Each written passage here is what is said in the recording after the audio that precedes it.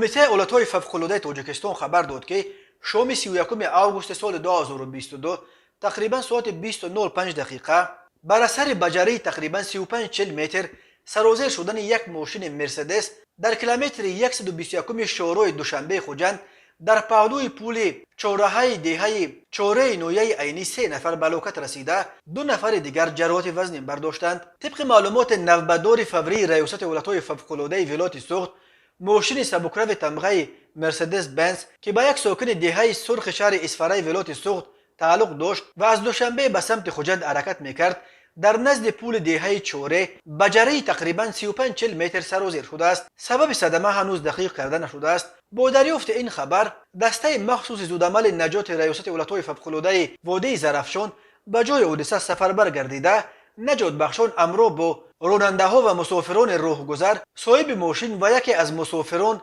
ساکن 60 ساله جماعت چارکوی شهر اسفره را با جراحت‌های وزن از داخل ماشین بیرون آورده به بیمارستان انتقال دادند.